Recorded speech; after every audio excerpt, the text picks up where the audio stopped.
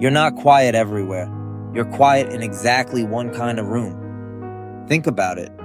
Around certain people, you barely speak. You keep your answers short. You let others carry the conversation. But somewhere else, with different people, you joke, you interrupt, you talk without thinking twice. That's not two different personalities. It's the same person, reading two different rooms. Psychology calls this a shift in safety, not a shift in character.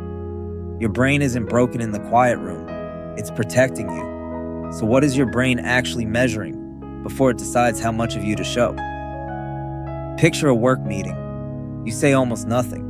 An hour later, you're at dinner with your closest friend, and you won't stop talking. Same person, same day, two completely different volumes. Psychologists have a name for part of this. It's called self-monitoring. Some people constantly scan a room for social cues, then adjust how much of themselves they reveal. This isn't a flaw.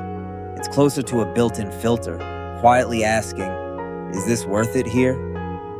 That filter runs mostly outside your awareness. You don't decide to go quiet in the meeting. You just notice afterward that you did. There's a second piece to this, and it might matter even more. Researchers studying teams found something called psychological safety. It's the belief that you can speak up without being judged or embarrassed for it. Teams with more of it saw people speak up more often, even to admit mistakes. That idea doesn't only apply to teams. It applies to a dinner table, a group chat, a single conversation with one person. When a room feels safe, your filter opens. When it doesn't, your filter closes, often before you've consciously noticed why. Outside a boardroom, this shows up in smaller moments. Maybe there's a family gathering where one comment used to get laughed at. You've been careful ever since. Maybe there's a friend who never interrupts you, never rushes your answer. You talk more around them without ever deciding to. Neither reaction is random. Both are your filter reading the room and quietly setting a volume. The interesting part is how fast this reading happens.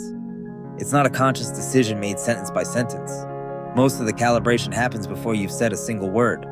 It's based on how the last few minutes in that space have already gone. This isn't true for absolutely everyone in the same way. Some people stay quiet even in rooms that feel objectively safe, and that's worth acknowledging. Personality still plays a role here. Research on this is still evolving, and no single explanation covers every quiet person. But for a lot of people, silence tracks environment more closely than it tracks identity, and that changes what it means when someone says, "You don't talk much." It usually means, "You haven't felt safe enough here yet." That's a very different sentence than, "You're just a quiet person." One is a fixed label. The other is a temporary reading of a room, and readings can change. If you've ever been told you used to talk more, this might be why. It's rarely that you lost something. It's more likely that a room stopped feeling like a place worth opening up in. What's worth carrying forward is simple. If you're the quiet one, your silence isn't a defect to fix. It's information about how safe this specific space feels to you right now. And if you're on the other side, sitting across from someone who's gone quiet, the room might be telling you more than they are. Next time you're the one who barely speaks, don't ask what's wrong with you. Ask what this room is actually measuring.